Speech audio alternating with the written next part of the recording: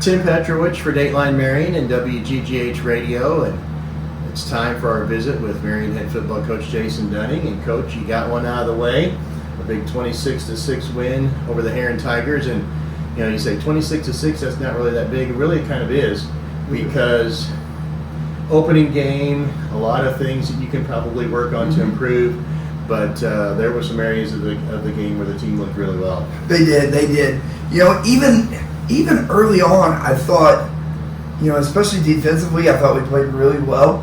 And then, you kind of watch the film, and there's a lot of room for improvement. And over my coaching experience, and I've heard this from many, many coaches, Coach Martin, Coach Druss, that talk about the biggest growth in the team is between week 1 and week 2. Especially, as you and I kind of talked last week, the fact that we have so many young kids on both sides of the ball that grew dramatically just within the 4 quarters of the ball game Friday night or Saturday night. You're talking about kids who are getting a full varsity game experience, but you're also talking about getting a full week to review film of what you did to be able to find the mistakes and improve on those mistakes. Absolutely. We are big advocates of watching film. Almost to the point where we're able to, with the new huddle system, we can tag stuff, send it to the players individually. They can watch it.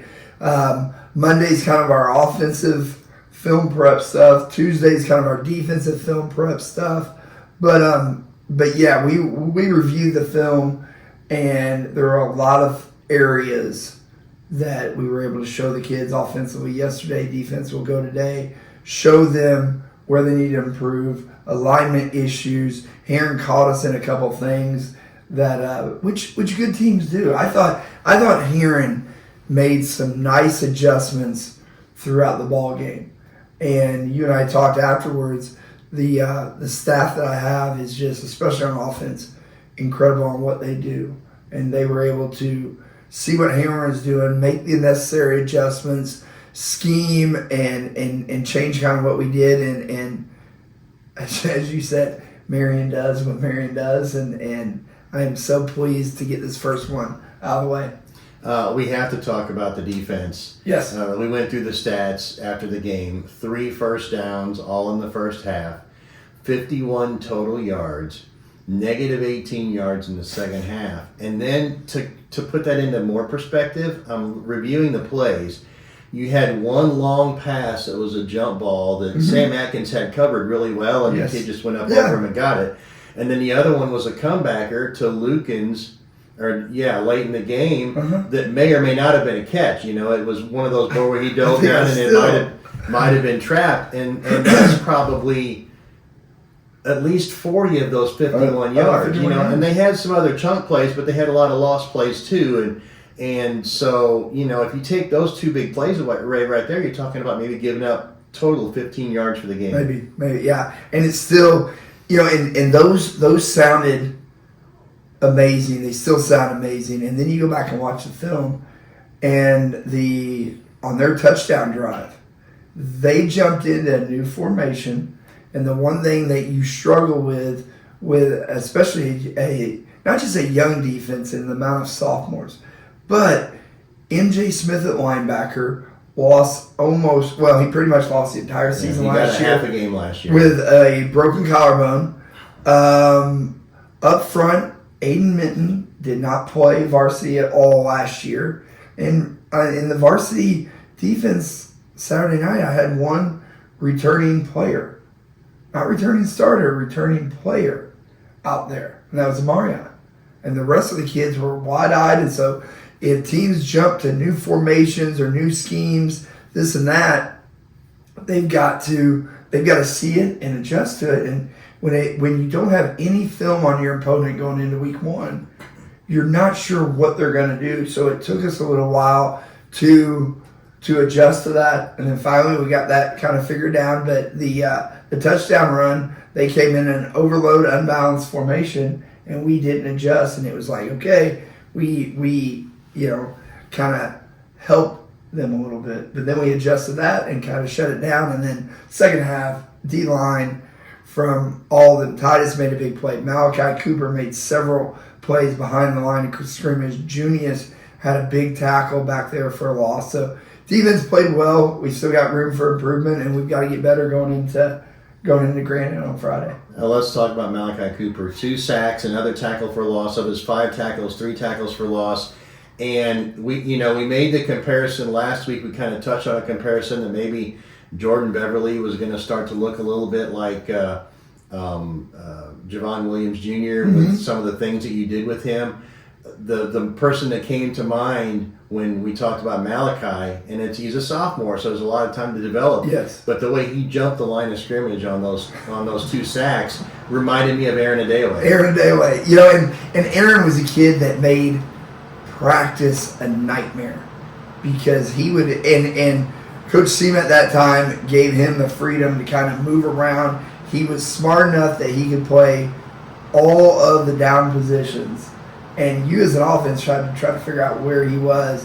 And Malachi, and throughout coaching, one of my favorite compliments to hear other people say is, it looks like your kids are having fun.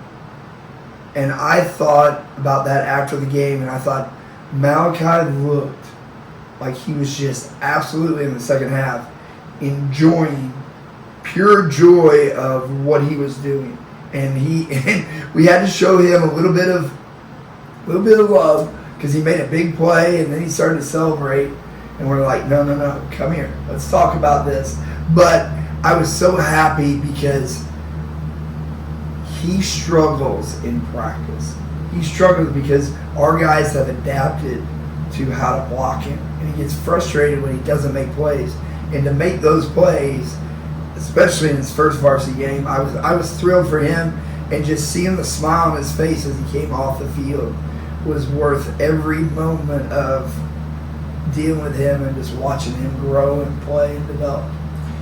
You had some other guys, some other young kids who made some plays, and you talked a little bit about your secondary, and we mentioned that Sam had gave up that one catch where he had the guy covered perfectly, and just but he broke up a couple passes. Will True broke up a pass or 2. Eden Pickles back there at the safety position had a really nice game. That young secondary, you mentioned Junius, made some plays. That young secondary really made some nice plays. Yeah, and I love the sense of competition that those 4 especially have internally. Sam came off the field and Sam was aggravated because it was a play that he thought he should have made, and I love that because he's a competitor. All those guys are competitors, and and trying to tell Sam, hey, you're facing one of the most explosive kids in the state of Illinois. And he just went up and jumped up and got it. He's a year ahead of you. He played last year. You were in the position where you were coached to be, and he just made a play. But the fact that he wanted to make that play means a lot. And Will True, they tried to put Lukens on him, and Will went up and batted the ball and almost had an interception on that. The growth that those 4, the growth that the entire defense made in the second half was so meaningful because in the first half, we struggled to the line. I was worried about their speed. We handled that, and then we came out in the second half, and it looked like a different defense. You could see there was a sense of confidence that they were ready to go. And then offensively, you got Jordan and Patrick and the guys up front that are kind of foul tested and have been there. And so they played well. But the team grew during those 4 quarters, and then I hope to see a huge jump this week in preparation for Granite City. Let's talk about the offense. And 26 points, 2 of those were a safety. It took you a little while to get going, but we mentioned the fact that Jordan and Patrick are going to get theirs, and teams are going to key on those guys, and they combine to run for almost 150 yards. A couple names that really stood out to me were Ryan Colon and Logan Hoffman. So Ryan Colon, we saw Ryan last year. When Patrick kind of went down weeks 5, 6, 7, somewhere in there. Ryan was that kind of next kid up. Hard-nosed runner. Doesn't have quite the speed that those two have, but he's going to stick his nose in there. And Ryan really, really impressed us last year. We've seen it all throughout the preseason this year. And then, Logan Hoffman, add another sophomore to the mix. And Logan, I wish, I told you his parents said, you don't understand how much he eats. I'm like, well, I need to see how much he eats because he is so little and so tiny. But, we're watching the film and I let the offensive guys do what they do. When they're looking at the team's defense and how the offense ran against Herrin in this case, I don't spend a lot of time. That's kind of their area. But there were 2 or 3 times on film that Logan Hoffman on couple runs, and we told him, you got to kind of get that level, the pad level down because you don't have a whole lot of lead in your britches, so to say. But he battled, but then he had something that would never be seen. He blocks back one time against their big defensive end, and he throws all 100, whatever he is, 140 pounds, into that kid and just kind of stonewalls him there. And I thought, and I stopped the film and said, Logan, that's a good block. That's nice because you're not the biggest guy.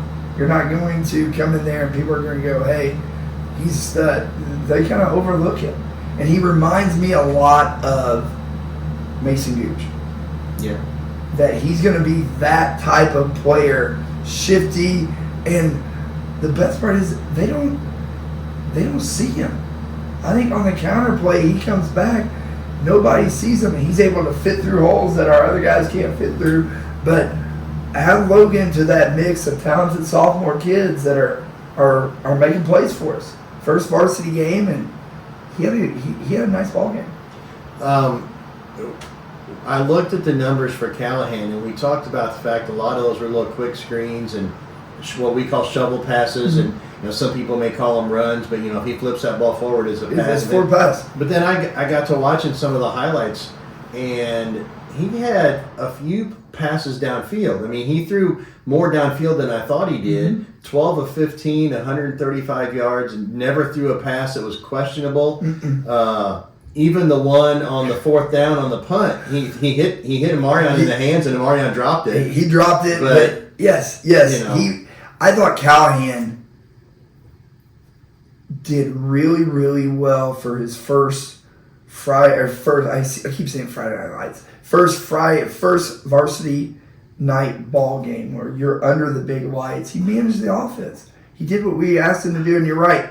He threw some balls. Even the one right before half, he hit Jaden Spranio over the middle because they covered the deep ball, and we ran the little Y cross or the little tight end route, and he threw a nice ball to him on that one. And the Marion one, I wish we could have back. And I will take. I told one of the other guys, I will take full responsibility for that because you can't, with a young team, you can't think that they know everything that should be done. That was an area that, we work on that constantly. And defensively, that's hard to defend. And it's there, and the option was there. And I was down on the other end and fully expecting, okay, we're going to play defense down here. And then all of a sudden I hear Herrin's crowd go nuts, and the guys up top are telling me, hey, we turned it over. And I'm like, what the? And then we had to go back and saw it the next day. But that's a thing that I have to be more directive on. Going, no, there is no option. There is no thought of option. You are not running the fake. You're going to punt the ball. We're going to play field position. And I've got to be. I will not ever hang that on him for that. He should have been instructed, and that's on me. There was one play where it speaks to Callahan making the right decision, but it also speaks to the rest of the team too, because the one play where Callahan got sacked in the second half, rather than throw a bad pass and risk a turnover, you get sacked and you take some lost yardage. But then a couple of the offensive linemen came over, and they're asking, can we see the play where Cal got sacked? They wanted to see where they messed up, where they let the guy get through. So you've got guys who are thinking during the game, how can I fix the problem? Absolutely. And, with the technology and the accessibility that we have, we can do that really quickly. And I think that there is a sense of pride that Coach Skeet instills in that offensive lineman, that you protect your quarterback and you try to fix and do whatever you can to keep him safe back there. But yeah, you're right. Callahan, rather than try to force something, it was not there. He understands that. He understands the game. We pull the ball down. We keep the ball safe. We protect it and kind of live to play another play and make stuff happen. Let's talk about this week. Got your first home game of the season against Granite City. And before I get into Granite City, I want to touch on, we mentioned in the preseason, just in discussion, that there's a lot of specialty games that are happening this year. And this one is one of them. It's the Patriot Game. Yes. And talk about, that's kind of become a tradition here. Talk about the impact that recognizing our servicemen and women has on this community. I have loved the idea ever since they first came out with the camo jerseys. And I love the fact that I think we're in a place where we've got to honor those people, and whatever we can do to honor them. And I've got guys that are close friends of mine that have served, and it's like, okay, we need to do something special for them. And for them, it's meaningful to see it. I still think of the Cahokia game when we played them during the day during that COVID spring season. And it's one of the few times that I have regrets that we didn't get a picture, because everything, how the way ended, how we're able to teach our kids, our players, something with the pregame talk about the importance of the military and the importance of, showing pride to them. And our guys are fired up to put those jerseys on. They're fired up to carry out and come out with the flags and just show how important and how much support we want to give back to those military people.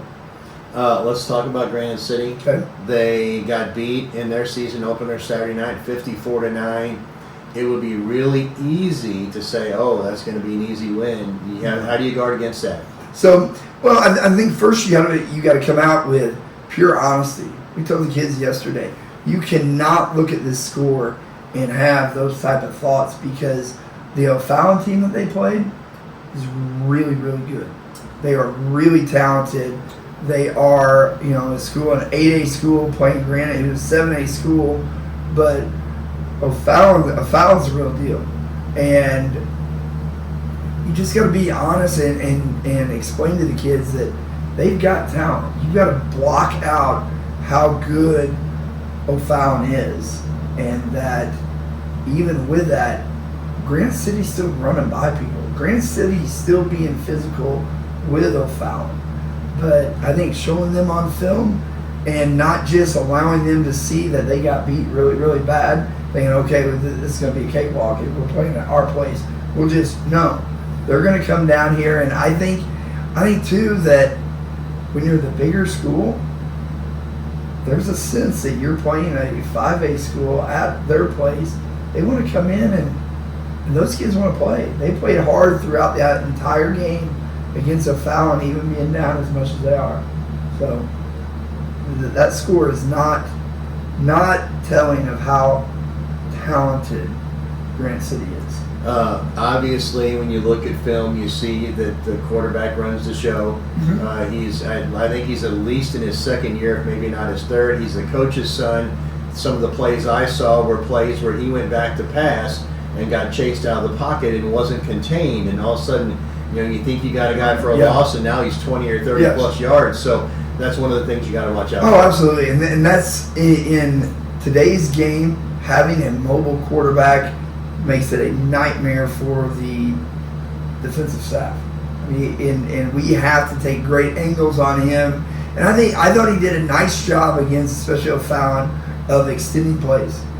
He extends the plays. He uses that athletic ability to make guys miss. and run around, and his receivers understand that once he's out and running, they've got to try to come, and there's times that he's directing traffic, so to say, while he's running. You got people chasing him, and he understands stuff. But he is one of their main dudes, and it's gonna be a night of trying to keep him, as you say, contained. If we can keep him back there, at least we have eyes on him and know where he's at. But he does a nice job of using his legs to get guys open. So how much pressure is that going to put on your young secondary to make sure they keep their coverages? A lot. And I think the one good thing is that we're young, but we're also very, very athletic. So I don't necessarily, don't get overly concerned with them just blowing by people. They're going, hey, we're going to play sound on the back end, and don't give up. Make him drive the ball, because they're a team that, much like Cahokia, want to score in big chunks and have big plays. And we've got to try to eliminate those big plays and make them drive the ball, make them eat up some clock, and try to find ways to. I think they're going to give us chances, and we got to capitalize and find ways to get our offense a few extra possessions. So Fallon put up 54. What were some of the things that they did successfully that you can pick up on? Fallon's got a really talented quarterback also, and he put them in situations, and I think running. When you face a team with man coverage and you start running routes and force their guys to exchange and communicate and run routes across the field, and they've got to try to get through. We know where we're going. They've got to try to follow. So our Coach Vinoy and Coach Brown and Coach Ski, they've got some ideas. I'm excited about it. We looked around the field last week at Herrin, and a couple people made the observation that they believe there to be more people from Marion at the game than there were Herrin people at the game. Your team travels so well. Wow. Now you bring that home. Talk about what it's like going to be at home with that crowd, with the atmosphere that you get at Wildcat Stadium. Yeah, I love our home games. I love what Marion has turned into. It's turned into what Coach Martin envisioned all those years ago. That, hey, we want this place to be the place that everyone wants to come to on Friday night. I mean, we've got a tremendous atmosphere here, from the music to the light show to the pom girls dancing to the cheerleaders to the players to the maniacs out here. Whenever, normally we get here a little bit early, we meet in the cafeteria, we have our team talk, and as we start coming out to the field, there's people, the parent association is grilling. It is just a cool atmosphere, and it's one that is hard because we get so accustomed to it here that just like we go to these other places, there's no atmosphere like ours.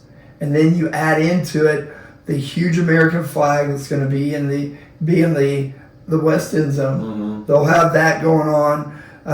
They're bringing in a guest to do the coin toss, so that's going to be cool. And us coming out with the flags. And I wanted the first game. I was looking forward to the first game at Herrin, but then I'm also really looking forward to Friday night and really looking forward to Country Roads. Mm-hmm. That's what that's in that vision of, okay, you got your first win, now you get your first home win, and just being to embrace that will be a vision that I really hope comes Friday night against Granite City. And then the one thing about the atmosphere that you didn't mention that I'm looking forward to a lot, like several times, is the train whistle. Yes, that horn has come up, accustomed to things, and it's kind of weird being on the defensive side we score, that horn also means it's time to go to work. It's time for the defense to head back out there, even though I wish that they'd blow it a few times when the defense makes special plays too. But no, all joking aside, yes, that and the light show and just everything about it. And I look forward to, after shaking hands, turning down, and now we've kind of started the tradition a little bit that Mr. Addison and Mr. Gadisky, you got to kind of hold back the students and then letting them come running onto the field, because no other place does this. No other place allows that stuff to happen, and I think it's all that combined is what makes our program and this high school and this football team really, really unique and really special. It's Friday night, this Friday, here at Wildcat Stadium, Marion and Granite City at 7 o'clock. That's Marion head coach Jason Dunning. For Dateline Marion and WGGH, I'm Tim Petrowich.